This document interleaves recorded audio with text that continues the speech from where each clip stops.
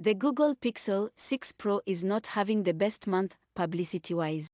A broken software update in December 2021 caused problems before it was halted, but this only compounded the issues owners were already apparently having with the phone.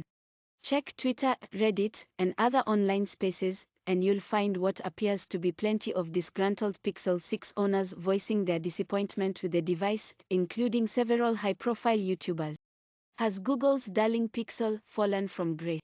Are we ready to strip it of its Editor's Choice badge in our review? No, not yet.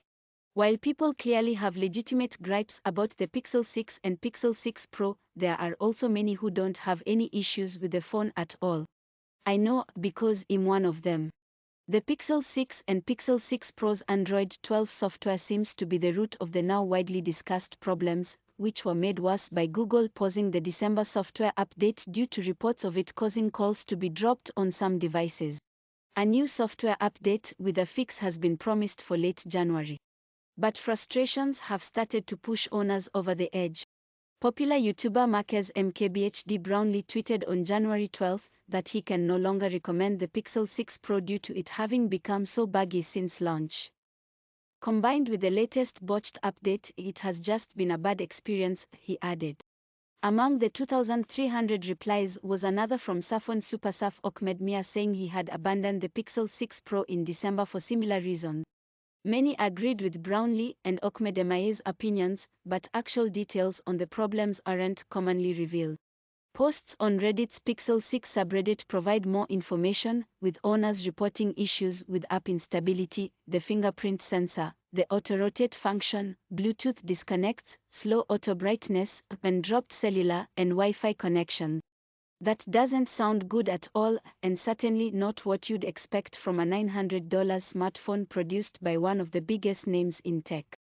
The Pixel 6 Pro must be dead in the water, right? Not necessarily. There are, as always, two sides to this story. Since my review, I've used the Pixel 6 Pro as my daily use Android phone multiple times, usually for at least a week or more, since it launched last year. Most recently, I have returned to it for the last week or so. What issues have I encountered? Well, not many at all. Apps for me are stable, the camera works as it should, including the selfie camera, Bluetooth stays connected, and battery life is surprisingly solid as well. In my original review, I noted several issues: the unreliable fingerprint sensor, the 120 Hz refresh rate screen jitter, and the flaky cellular connection, and these are still present to a certain extent, but have become less of a frustration. I have become accustomed to pressing the fingerprint sensor for longer than usual, which does seem to make it work more often. The 120 Hz jitter lessened after the November software update to the point where I don't notice it so much, and the cellular connection hasn't dropped as often as it once did. No, it's not perfect, but crucially, it hasn't gotten worse. I'm also prepared to forgive its foibles. Every phone has them, after all, due to the absolutely superb camera, the overall attractiveness of Android 12's material use design, and the great performance and various handy features. I like Google Photos Magic Eraser and Action Pan mode, and use Google Assistant's voice typing feature often.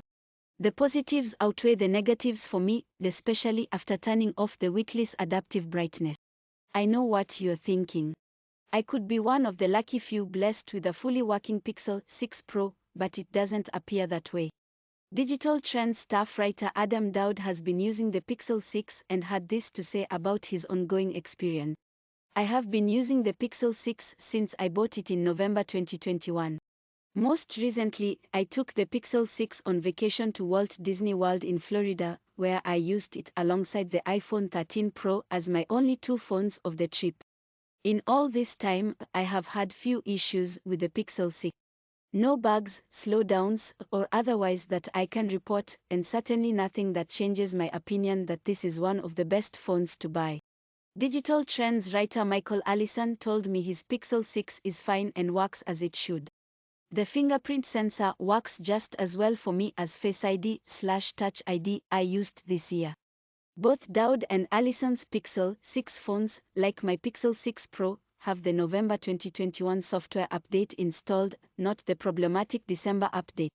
However, even with the December update, not all phones have been difficult. Photographer and technology YouTuber Gavin Fabiani-Lemond told me on Twitter that his December update-equipped phone is fine. It's proving to be a great phone. The camera is hitting them out the park too, he said. Similarly, another Pixel 6 Pro owner, Godfrey List, who has had the phone since launch, replied to me on Twitter, saying, "No bugs on my Pixel 6 Pro with the December update. Anecdotal. Sure, but we can't pick and choose." These positive reports, and the many others peppering the threads on Reddit about the Pixel 6 and Pixel 6 Pro, are no more or less anecdotal than the negative ones, regardless of who is saying it. All good, then. No, the Pixel 6 and Pixel 6 Pro are causing headaches for some owners, that's clear. But equally, it's performing as expected without issue for others. The solution, I hope, is for Google to send its next software update out soon, before the Pixel 6 Pro is too badly tainted by negative opinion, which arguably isn't entirely deserved. Solid software fixes will also fix the bad press, but only if it all happens as planned. This way, Google can get itself back on track for regular, fault-free Pixel software updates going forward. Should all this sudden negativity put you off buying a Pixel 6 Pro? Most of the problems being reported seem to be software-related.